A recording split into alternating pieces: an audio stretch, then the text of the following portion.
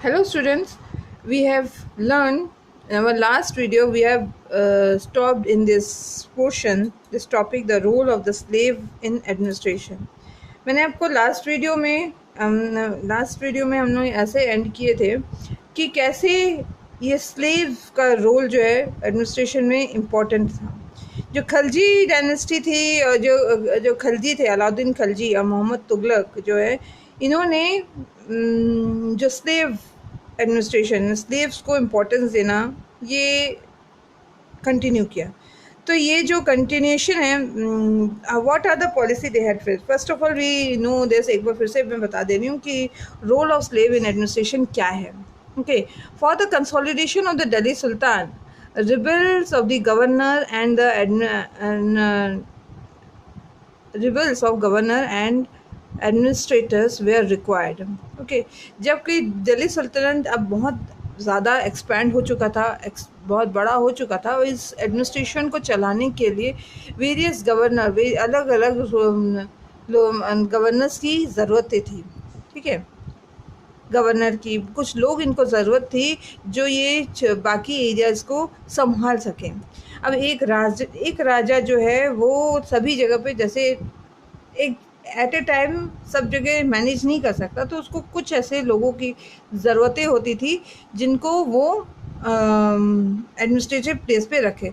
और वो हर कोई नहीं हो सकता, उनके लिए एक ऐसा बंदा होना चाहिए जो विश्वसनीय हो और जो प्रॉपर्ली गवर्न कर सकते, जो राज्य को चला सके।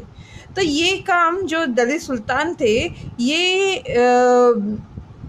उन लोगों को नहीं अपॉइंट करते थे जो उनके दरबार में हुआ करते थे, जो जैसे कि कोई एरिस्टोक्रेट है या लैंडेड चीफ्स या कोई एज ए गवर्नर, ये इनको नहीं अपॉइंट करते थे। क्यों? क्योंकि ये पहले से ही एक अच्छे रिच पोजीशन में हैं, तो इन पे भरोसा करना इनके लिए ईजी नहीं होता था, क्योंकि ये कभी भी धोखा दे सकते थे।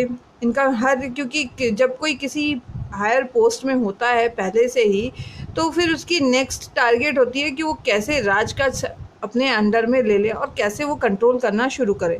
तो यहाँ पे उन्होंने ये पॉलिसी की कि उस ज़माने में ये होता था कि वो स्लेव खरीदा करते थे, और जो स्लेव होता था, जो नौकर होता था, वो फुल्ली डिवोटी होता था अपने रूलर के लिए। तो वो उन स्लेव्स को ख़रीदा करते थे और उनको कुछ इन सब जगहों में सेटल कर दिया करते थे। ये जो पॉलिसी थी, ये स्लेव वाली, ये इल्तुतमिश के डायनेस्टी के थ्रू स्टार्ट हुआ था। तो यहाँ पे दिल्ली सुल्तान specially Iltutmish favoured the slave. मतलब इल्तुतमिश जो थे वो स्लेव के फेवर में हुआ करते थे। उस समय स्लेव को बंडागन कहा जाता था। दिस बंडागन is a Persian word. Okay, बंडागन is a Persian word to be appointed as an important political office. इन स्लेव्स को इम्पोर्टेंट पॉलिटिकल ऑफिस में सेटल कर दिया जाता था। क्यों? क्योंकि ये जो स्लेव होते थे, ये राजा के या किंग के, सुल्तान के बहुत ही करीब और इनके बहुत ही लॉयल और बहुत ही विश्वसनीय होते थे। इनको सिर्फ राजा के लिए ही काम करना होता था और ये राजा पे पूरी तरह से डिपेंडेंट हुआ करते थे। Specially purchase for the military service. Generally ये स्लेव्स जो होते थे, ये मिलिट्री सर्विस के लिए खरीदी जाती थी। मतलब ये मिलिट्री जो सर्विस है, अपने सर्विस देने के लिए इनको खरीदा जाता था। Since they were totally dependent on their master, the Sultan could trust and rely upon them. तो ये मिलिट्री डिपार्टमेंट में पहले ये अपॉइंट होते थे, और फिर ये इतने भरोसेमंद होते थे कि इनको एक वेरियस ऑफिस दे दिया जाता था संभालने के लिए। ठीक है, next, Alauddin Khalji continued to use this bandagan as a high political position.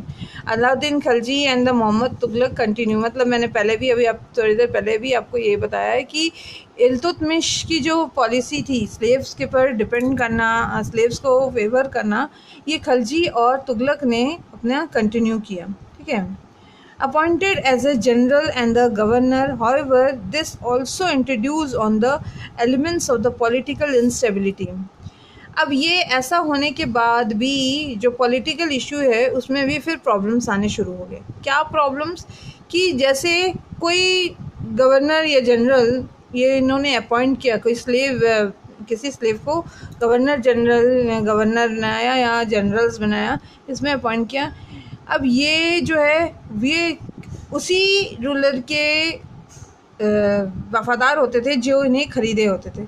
अब इनके जो नेक्स्ट जनरेशन, मान लो ये रूलर का कोई बेटा है या कोई नेक्स्ट है, वो उसके वफ़ादार नहीं होंगे जितने कि वो पहले रूलर के थे.